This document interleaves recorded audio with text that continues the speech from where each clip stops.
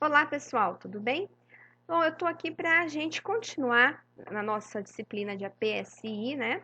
Falando dos artefatos que nós podemos gerar como documentação do nosso sistema, né? E agora eu vou falar para vocês do primeiro diagrama da linguagem UML, tá certo? Esse diagrama é o diagrama de casos de uso, que é um diagrama bastante utilizado, tá certo?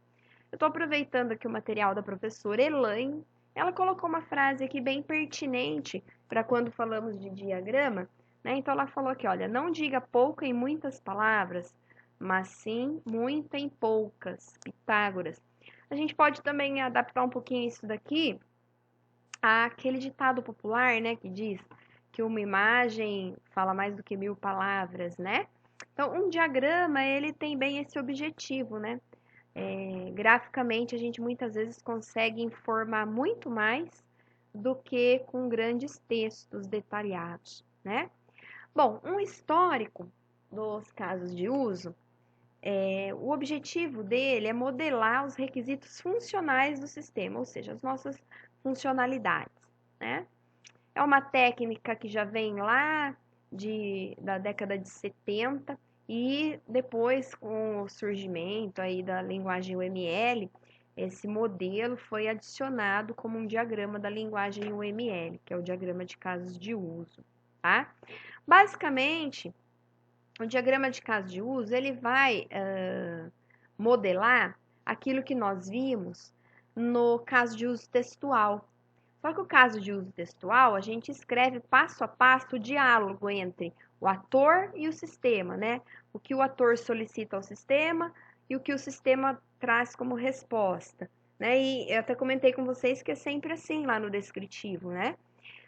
Sempre uma ação do ator, uma do sistema, uma do ator, uma do sistema. No diagrama de caso de uso, vai representar isso, né? O diálogo entre o ator e o sistema. Tá? Então, o objetivo é especificar o comportamento do sistema ou parte dele. A gente vai ter um conjunto, isso aqui no caso de uso textual, né, uma descrição do conjunto de passos que o sistema vai executar, então isso nós já vimos, né?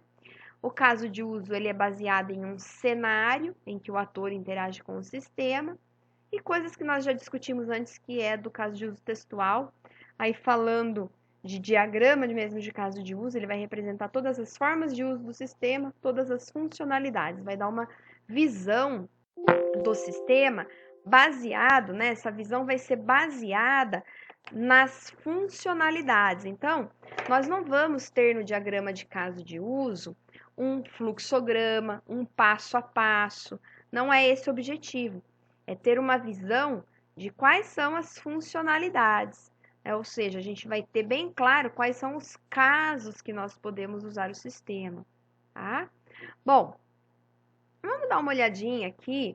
Eu vou pular algumas descrições que tem aqui mais como material para vocês estudarem.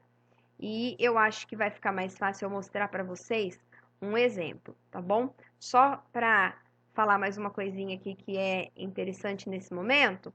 Na análise de sistemas tradicional, a gente vai falar assim, o que o sistema deve fazer, né? A gente vai pensar assim para fazer a análise. Por casos de uso, a gente vai pensar o que o sistema deve fazer e para quem, né? Então, nós temos o ator, que seria esse para quem. O ator, em um diagrama de casos de uso, ele vai ser sempre representado por esse bonequinho aqui, digamos assim, né? E o ator, ele nunca vai poder ter um nome como, por exemplo, a Simone, a Maria, o João. Né? Ele é o papel que ele representa. Então, por exemplo, eu estou fazendo um sistema escolar. Nessa escola tem várias secretárias. Eu não vou colocar o ator com o nome dessas secretárias, até porque hoje pode ser uma, amanhã outra. Né? Então, a gente vai colocar o papel. Então, quando o ator, né, for secretária, o que esse ator pode executar dentro do sistema? Se o ator for professor, o que ele pode executar no sistema? Aluno. Imagina se eu for colocar lá quantos alunos tem na nossa escola. Não dá para eu criar no meu diagrama um ator representando cada aluno. Vai ficar um diagrama bem complicado de ser visualizado. Então, a gente representa uma vez o aluno com um ator e todas as funcionalidades que ele pode executar, tá certo? Então, o ator é qualquer entidade do meio ambiente que vai interagir com o sistema. Isso pode ser um usuário, como pode ser outros sistemas, uma maquininha de cartão, certo? Então, qualquer outros sistemas, por exemplo, que vão enviar dados para mim, né, para o meu sistema, ele está interagindo com o meu sistema, então é um ator também. Então, nós veremos mais adiante tudo isso, tá? Então, aqui é o que eu tinha falado, né? Então, pessoas, eu posso ter empregado, cliente, gerente, aluno, professor, né, diretor, vendedor, né? Então, é quando é um usuário, pessoas interagindo. Eu posso ter empresas representadas por ator no meu sistema. Outros sistemas que vão interagir com o meu, equipamentos, tudo isso pode ser representado como ator no diagrama, tá certo? Aqui tá falando o que eu já falei, né? Que é o papel que vai ser representado. O ator, ele vai sempre iniciar um caso de uso. Então, um caso de uso é sempre iniciado por um ator, tá? O que mais que nós temos que é importante vocês verem nesse momento? Vamos dar uma olhadinha aqui, ó. Ó, qual que é a representação do caso de uso? Ó? Essa elipse, ela representa o caso de uso. Nesse caso, ela está representando aqui, ó, a funcionalidade cadastrar produto, né? Então, nós temos aqui a funcionalidade cadastrar produto e essa funcionalidade, ela está sendo representada aqui como um caso de uso dentro da elipse, tá certo? E aí, olha só, os casos de uso se comunicam com atores, né, por muitos motivos, ou seja, algo especial aconteceu no sistema, o ator tem que ser informado. Um caso de uso pode necessitar da ajuda de um ator para tomar uma decisão, tipo, se acontecer isso no sistema ou aquilo, o que ele deve fazer, né? Ou delegar uma responsabilidade ao ator.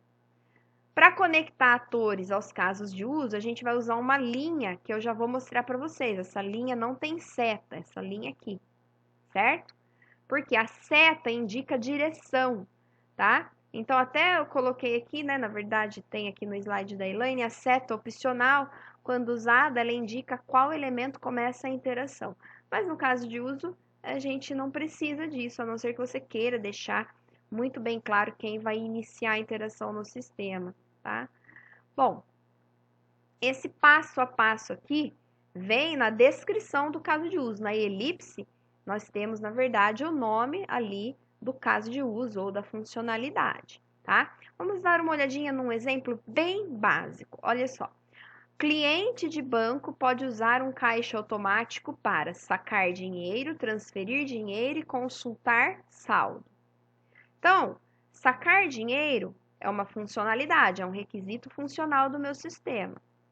Transferir dinheiro também é uma funcionalidade, um requisito funcional do meu sistema. Consultar saldo também.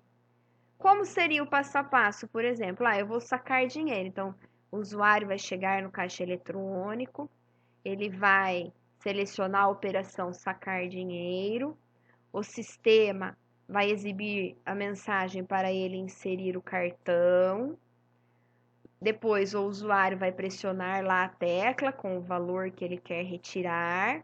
O sistema vai pedir a senha, o usuário vai informar a senha, o sistema vai validar se a senha está correta.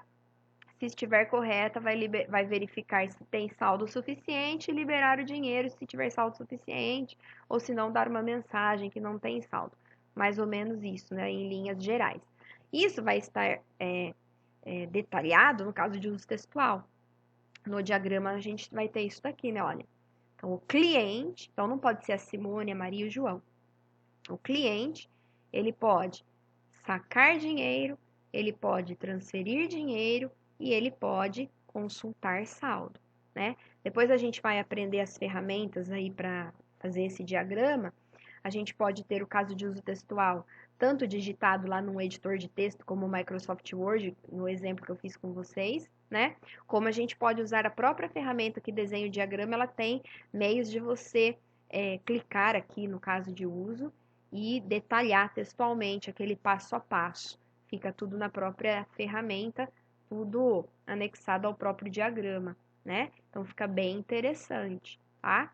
Então aqui, né, é lógico, é um exemplo bem simples, bem pequeno. É óbvio que um sistema de banco tem muito mais operações, mas supondo que nesse momento a gente fosse trabalhar com isso, fica muito claro tanto para a equipe que vai trabalhar no sistema quanto para o usuário, para o cliente, quais são as funcionalidades do sistema dele e quem vai executar essas funcionalidades. Eu poderia ter mais funcionalidades aqui que seriam executadas, por exemplo, pelo funcionário do banco, pelo gerente do banco, né? E a gente vai ver isso mais para frente, tá certo? Então, aqui, olha, essa parte de relacionamentos, eu vou gravar um próximo vídeo falando, porque o diagrama de caso de uso não é só isso.